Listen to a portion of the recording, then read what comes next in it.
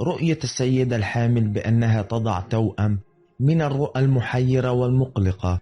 لهذا سنتعرف على تفسير هذه الرؤية بالتفصيل، سواء كان توأم صبيان أو توأم بنات أو كان توأم بنتا وولد، لنتعرف على ما هو خيرا وعلى ما هو شرا في هذه الرؤية.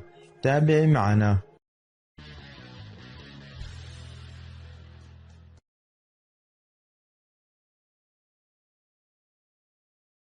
في تفسير رؤية السيدة الحامل بأنها تلد توأم بنت وولد وكانت في شهورها الأولى، فهذه الرؤية تدل على وجود بعض المشاكل في حملها، ويكون هناك حالة غير مستقرة لحملها، ولكن هذه المشاكل لن تدوم طويلا، وتنتهي هذه المعاناة بانتهاء فترة الحمل، وأنها سوف تتعافى وتضع مولودها بالسلامة التامة بإذن الله تعالى.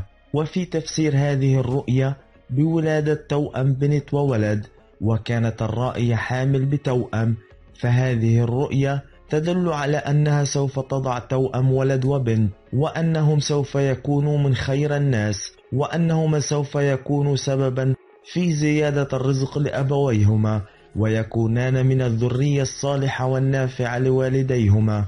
وإن لم تكن الرائية حامل بتوأم وكانت سعيدة في منامها، فإنها بشرة خير لها بالسعادة والاستقرار في حياتها القادمة، وأنها سوف تنال خيرا ورضا في حياتها المستقبلية. وفي تفسير رؤية السيدة الحامل أنها تنجب بنتين توأم في منامها، فهي من أكثر الرؤى المحمودة المبشرة بالخير والبركة، لأن البنات في الأحلام والرؤى من علامات الخير والرزق والبركة والسعادة في حياة الشخص الرائي. كما أن هذه الرؤية تدل أيضا إلى أن مراحل الحمل للسيدة الرائية سوف تمر بكل سهولة وسلام، وتكون الولادة طبيعية دون أي مشقة وعناء. كما تشير ولادة توأم البنات في المنام للسيدة الحامل إلى بشرى تحمل الخير لها في حياتها القادمة. أما في تفسير رؤية ولادة توأم من الصبيان، فقد يرى بعض المفسرين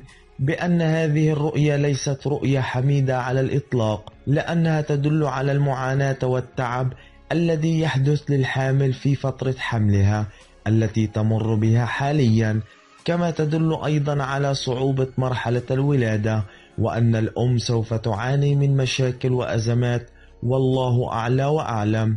كما يرى البعض الآخر من المفسرين أن هذه الرؤية دليل على بعد الأم عن الله تعالى، فيجب عليها أن تأخذ هذه الرؤية كعلامة لها حتى تتقرب لله والدعاء له، لأن هذه الرؤية هي إشارة لحب الله لها وعليها التقرب منه.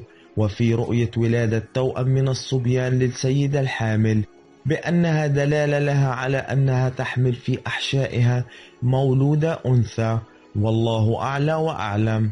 انتهى ما بحوزتنا من معلومات في هذا الموضوع. ادعمنا بلايك لهذا الفيديو قبل المغادرة، واشترك معنا في القناة.